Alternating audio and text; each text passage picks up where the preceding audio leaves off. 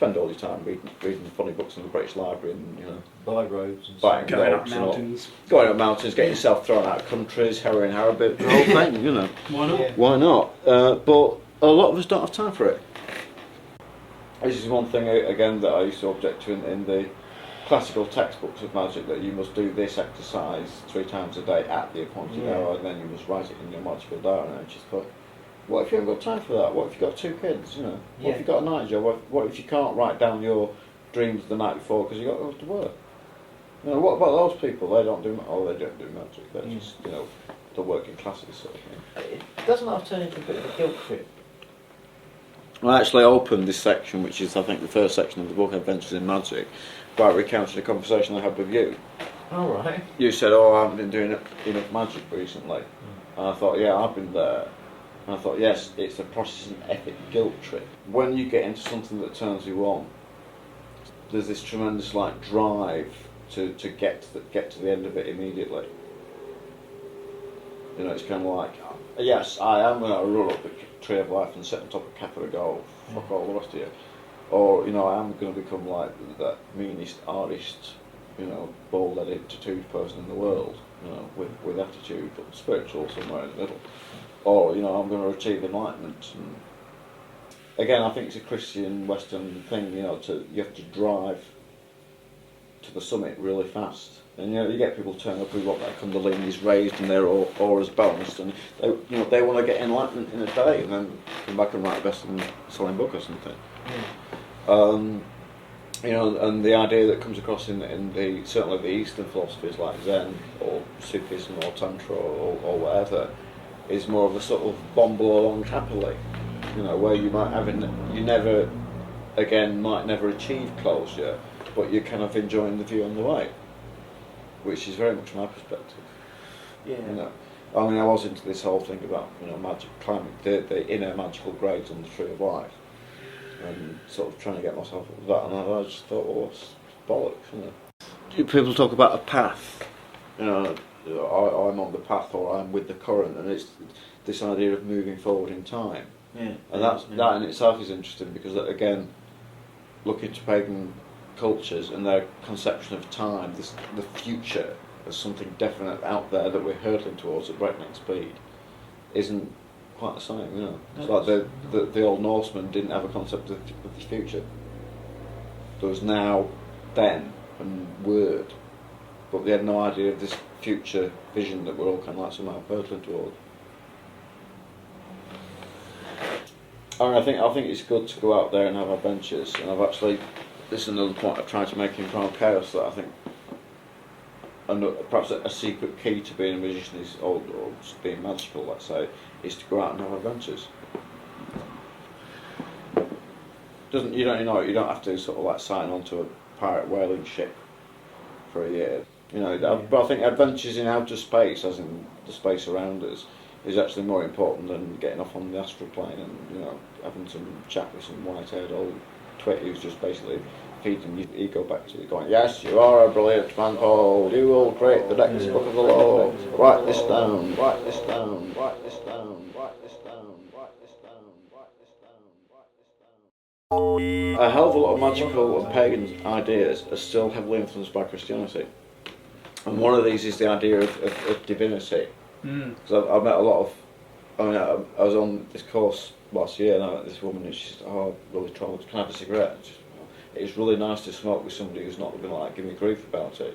And she'd been in this woman-only group and they're doing this magical circle.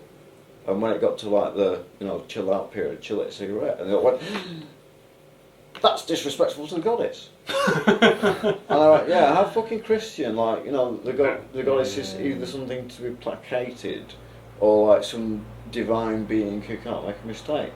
So I started looking into like I was part of a Norse god kick at the time. I was thinking, well, the Norse gods used to take the piss out of Thor because he was a bit thick, basically, you know. Well, you know, a very down-to-earth character, I mean, but a bit easy to fill, but likeable, you know. And like low-key, well, he's low-key, you know, and Odin's a mean bastard if you get on the wrong side of him, or sometimes just the hell of it. The Greek gods, you know, if you It's basically like neighbours, isn't it? You know, the Greek pantheon. Yeah. The Indian gods, Shiva, smokes dog, dances, even in the myths talked about as a thoroughly disreputable character who you wouldn't invite to your house unless you were a bit weird, you know. In the West, I found this sort of creeping into like modern paganism and magic. We've got this very kind of like Christian idea of the divinity. I mean, you can't imagine Christians telling jokes about Jehovah, you know. No. You know, Jehovah goes to this wine bar, pick this woman up, and you know, you're dead before you finish this joke. Some of them. And I've seen elements of this creeping into like pagan circles, magical circles. You know, people get very either divinities are a part to yourself, and I'm certainly not going to say to Carl, like, "Oh, you're just part of myself," because you know, I'd be head indentation. Even if she is. Yeah, bonk, you know. Thud, you know, I am real. Look, you know. Yeah. Here's a new third eye sort of thing. So I wouldn't denigrate Ghostbusters. Oh, besides you don't, you know, when something weird turns up, you just go, oh, you're just part of myself. Go away. Doesn't work. The charlatan. Not knowing what the fuck you're talking about. We need charlatans. How does that sit with your desire for respect for other traditions? I think the charlatan is a very important figure in classical pagan and certainly non-monotheistic traditions. Yeah. Yeah. What, like the fool? Yeah. Yeah, absolutely. Yeah, the fool and the charlatan. I mean, again, Lionel did an essay looking at this very point. I mean, Crowley was a charlatan to some extent, you know. He managed to get people into opening their legs, spreading their bottom, or opening their wallets for him on a regular basis. Alexander's, you know, the instigator of modern Wicca, a great guy. I heard this story about him that he wanted to bring somebody back from the dead on Aldi Ledge, so he got this guy, got a dodgy doctor to give him a death certificate, went up on Aldi Ledge with a load of reporters and read the back of the sponge packet backwards, you know, the ingredients, and then raised this guy from the dead, and it was this whole media spectacle. And I thought, you know, you've just got to... Rock and roll. Alex used to have this thing, he used to whip his dick out. I'd be sitting in a restaurant with a lot of other people and probably some very twee Californians, and he'd suddenly like look at it like you like look at your watch and put it back in, and people go, "Did he do that?" No, you know. You need people around to burst people's bubbles sometimes. Yeah. It's punk rock again, isn't it? But there's power in doing a charlatan. I mean, I've done things to fool people. There was I was walking through Leeds once and I met these two friends of mine, a man and a woman. I could see them walking up the road having a terrific argument. So I ran round in a big circle and came at the end of the end, by which time they were both sitting on this bench looking very kind of like exhausted. Like, you just had a massive argument, haven't you? And sort of went, and the reason being, of course, that I'd seen them from the other end and run around in a big circle and then tried it on, you know. I think you can't do that sort of thing. You can't make a whole lifestyle out of doing that sort of thing. It's pretty disruptive. You know, you can fake things. There's a dictum in chaos magic which is fake it till you make it. Yeah. And I think that is true for some behaviours. It's certainly true for public speaking. Yeah, You know, absolutely. but it's not true for everything.